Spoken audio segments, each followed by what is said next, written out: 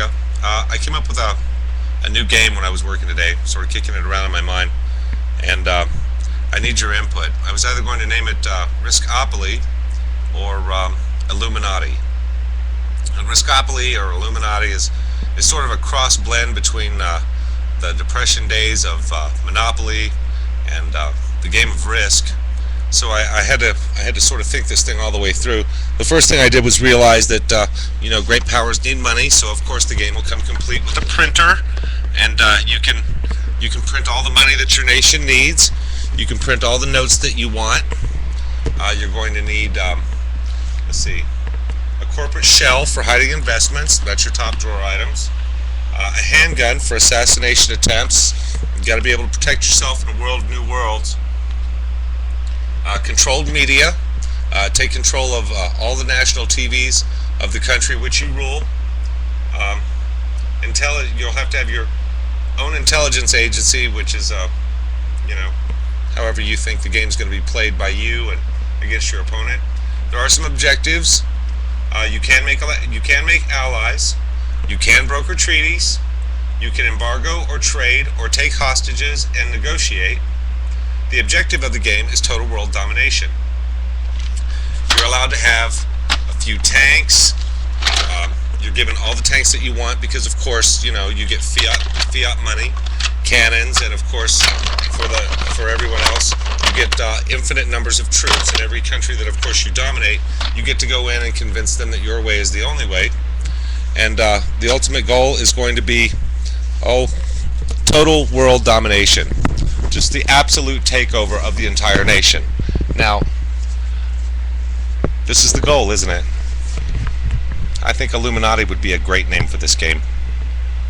Right here in America right now, a handful of bankers out of England, New York, Germany, France, Italy are controlling the entire map.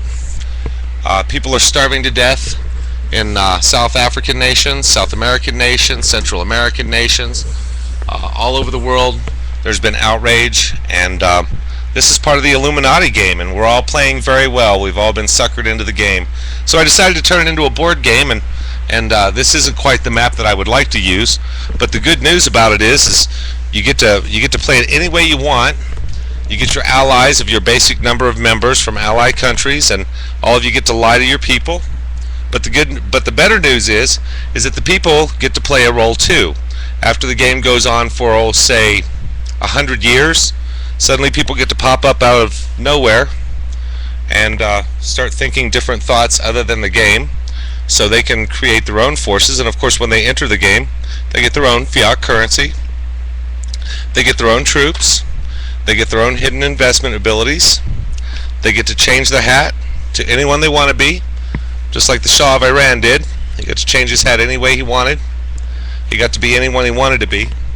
You can be a fighter for truth, you can be a fighter for terror, or you can flat out just be a terrorist, and why not?